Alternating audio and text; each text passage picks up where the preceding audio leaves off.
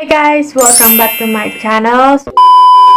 So for today's video, I'm gonna share with you guys yung super effective cream na ginamit ko para mawala lahat ng chicken skin or tinatawag na keratosis pilaris. Story time muna tayo guys. Way back in 2009 guys, nung pumunta ako ng Canada guys, wala akong chicken skin sa balat or tinatawag na keratosis pilaris guys. Bigla lang silang dumating nung 2010 guys. Napansin ko na parang merong tumutubong small bumps yung red sa dito ko guys, dito sa braso. Yan, yung dalawang yan guys, super dami na. Tapos pagdating ng 2011 guys, sobrang dami na nila guys, dikit-dikit na sila guys. And 2012 guys, nandun pa rin sila guys. So dami ko nang biniling lotion, creams, etc. Lahat na guys ginamit ko para mawala yung mga chicken skin ko sa balat. Sabi naman ng iba guys, dahil daw sa jacket na sinusuot natin or sa sabon na ginagamit. So hindi ko rin talaga alam kung anong causes ng keratosis pilaris guys. Pero isa-search ko yan guys, okay? Tignan natin dito.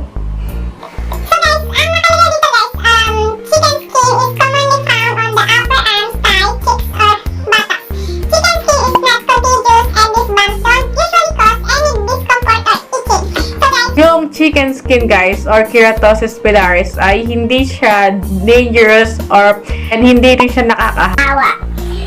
So nakalagay dito guys na there's no cure for this harmless genetic condition.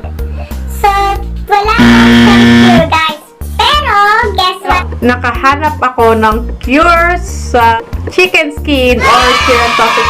So guys, long story short, nagkaroon ako ng keratosis pilaris or chicken skin nung pumunta lang ako ng Canada. Normal lang yun kasi nga malamig dito sa Canada, it's winter, and nawawala din siya agad.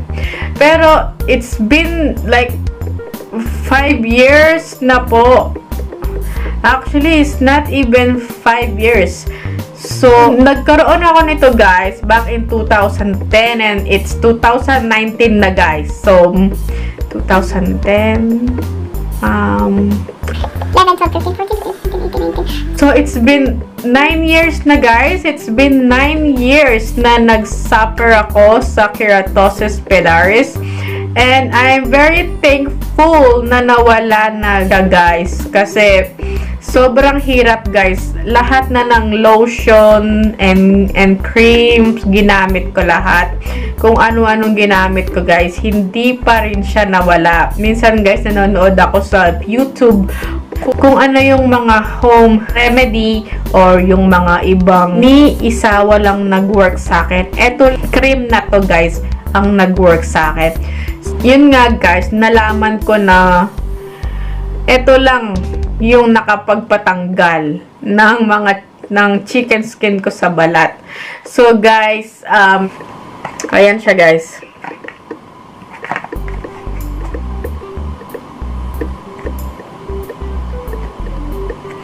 Nakikita niyo ba guys? So guys, hindi ko siya mabasa kasi in-check siya guys. Pero, ilalagay ko yung link and kung saan nyo siya pwedeng bilhin sa description box guys. So guys, itry nyo siya guys. Baka mag-work siya sa inyo. Kasi sa akin guys, nag-work talaga siya guys. Miracle guys. Akala ko talaga guys, wala nang cure sa chicken skin or keratosis pilaris. Pero thank God kasi eto na nga guys, nahanap ko na siya and ginamit ko na nga. Super effective guys, na wala lahat ng small bumps ko dito sa braso and legs and normal na yung skin ko guys. So kailangan na lang guys i-moisturize lagi yung skin natin. Kailangan nating mag-lotion after bath and ingatan natin yung sarili natin or yung skin natin guys. Kasi mga babae pag summer, 'di ba? Naka naka-shorts tayo or naka-sando or alam mo yun guys. Uso na kasi yan ngayon guys, yung mga ganyang mga forma. So guys, sana natulungan ko kayo sa problema nyo. Or guys, kung meron pa kayong question about sa cream na to guys, just comment or mag-message lang kayo sa aking Facebook page, JM Vlogs.